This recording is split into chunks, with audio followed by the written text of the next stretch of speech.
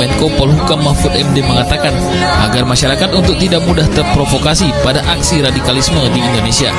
Terdapat beberapa organisasi keagamaan yang mengusung atau terafiliasi dengan pemahaman yang salah, yakni Hizbut Tahrir Indonesia atau HTI, Front Pembela Islam atau FPI, dan Khilafatul Muslimin atau KM.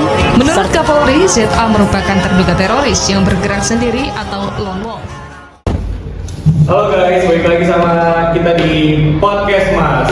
Kali ini gua sama Jeki bakalan ngebahas nih. Oke, kita bakal membahas radikalisme. Radikalisme itu gimana masuk? Nih, kalau radikalisme itu pandangan atau keyakinan yang mendukung perubahan mendadak dan mendasar dalam sistem politik, sosial atau ekonomi yang ada. Oh gitu ya, menarik nih. Iya, jadi dia ada beberapa faktor Mas Jeki. Oh iya, faktor apa aja? Ada faktor politik, sosial, sama ekonomi. Tapi buat yang kita bahas kali ini, kita ngebahas di agama sama teknologi. Teknologi, ya, oke. Kita juga pengen memperkenalkan nih kakak-kakak sekalian. Jadi kita nggak berdua doang Mas Jeki. Iya, ada Wandi, ada Lisa, ada Randy, sama Rafli. Boleh saya hai dulu dong teman-teman. Halo semuanya. Oke, kita mulai aja dari faktor teknologi kali ini. Kira-kira siapa nih yang mau memberikan tanggapannya duluan nih? Buat upaya pencegahan.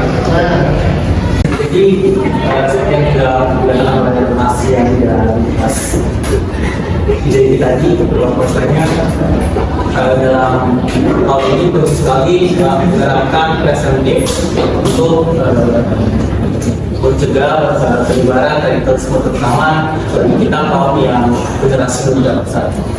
Nah, untuk upayanya sendiri itu bisa dilakukan dengan menggunakan media sosial dan bercanda. Contohnya bagaimana? Contohnya itu kita bisa untuk tidak mudah terprovokasi oleh informasi yang kita dapat dan dengan memeriksa kredibilitas dari informasi yang kita dapat. Oh gitu, berarti kita nih sebagai anak muda harus pinter-pinter nyari konten ya. Bukan walaupun kita pinter IT, pinter teknologi, tapi tetap harus pinter juga tuh nyari konten. Betul. Jangan lupa juga dibilangin keluarganya. Bisa. Benar, kalau misalnya kita harus kontra sama radikalisme. Betul. Nah, selain teknologi ada apa lagi Mas? kita akan bahas di ranah agama kali ya. Ini kan agak sensitif nih kayaknya. Kita bahas yang enteng-enteng aja kali ya. Ya boleh. Kalau sebagai mahasiswa nih, kira-kira dari teman-teman sekalian ada nggak nih pendapat dari mahasiswa?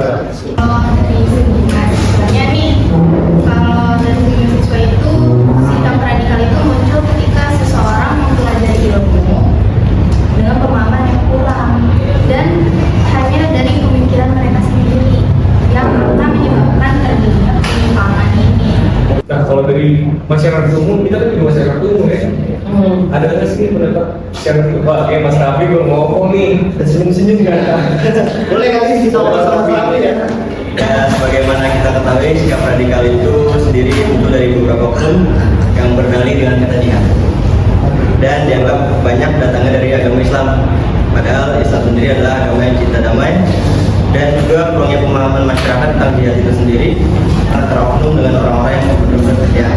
Nah, kayak itu Mas Randi, Bapak dari soal agama. Oh gitu. Kayak kemarin tuh rame-rame tuh ya, kayak satu dua ya. Wah, tuh berat tuh. Iya. Kesimpulannya sih kalau dari faktor apa nih Mas Jeki nih? Kalau teknologi itu? Oh kalau dari segi teknologi kita harus bijak menggunakan sosial media ya. Oknum dan dengan beberapa orang yang benar juga. Iya. Tapi kalau buat dari agama sih, ya kita sebagai orang Islam ya terutama, kalau menurut gua, jadi harus paham dari agamanya. Terus kita juga harus membedakan yang mana itu oknum, yang mana cuma buat pecah belah, yang mana yang dia benar kita atau ngikutin jalan Allah kan. Ya, kita lanjut ke pertanyaan kali ya. Tapi sebelum pertanyaan gua harus nih Mas Jeki. Aduh bener banget nih. Bagus banget nih. Tapi depan kita ada apa nih? Ada apa nih? Wah, Ada ilmu sasmita. Aduh. Cobain dulu kali ya. Asik. Sedih banget nih. Anjay.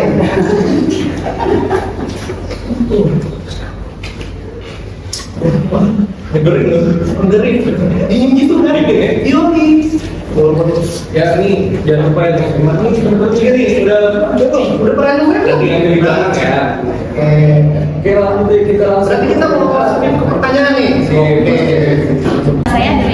Saya dari kelompok 2 izin bertanya.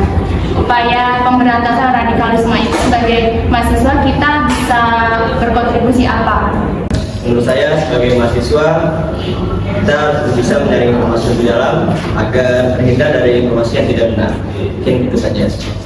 Berarti harus disaring ya Mas. Nah, Dalam-dalamnya ya. Ada lagi yang mau nanya nih dari kubu kanan? Saya Nur Rahman dari kelompok 1 ingin bertanya, bagaimana strategi pemerintah dalam menangani individu yang telah terpapar radikalisme? Mungkin saya bisa jawabkan ya. Seperti pertanyaan Mas Muhammad Haji yang mengenai upaya pemerintah dalam menangani orang-orang yang terkenal atau terpapar dengan radikalisme. Oke. Ada beberapa upaya yang dilakukan oleh pemerintah, salah satunya yaitu meningkatkan pendidikan dan kesadaran masyarakat ya. Kesadaran masyarakat tentang bahayanya radikalisme. Kemudian pemerintah juga memperkuat pengawasan dan memantau individu yang terlibat dalam aktivitas radikal. Lalu yang terakhir itu mendorong masyarakat untuk memiliki sikap kritis terhadap informasi yang mengenai mereka. Apakah jelas? Ada yang mau nanya lagi nggak nih? Kalau udah jelas semua. Udah ya. Oke. Tutup aja lah ya. Oke, buat video kita kali ini cukup sampai sini kali ya teman-teman. Makasih banyak nih buat Kak Lisa, Kak Andi, Kak Rindi, Kak Raffi yang udah datang yang mau sharing-sharing masalah radikalisme.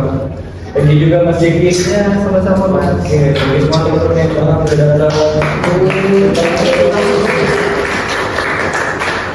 Jangan lupa ditonton ya guys video-video kita selanjutnya. Jangan lupa subscribe, like, and Share. share. Okay, see you on the next video guys. Bye.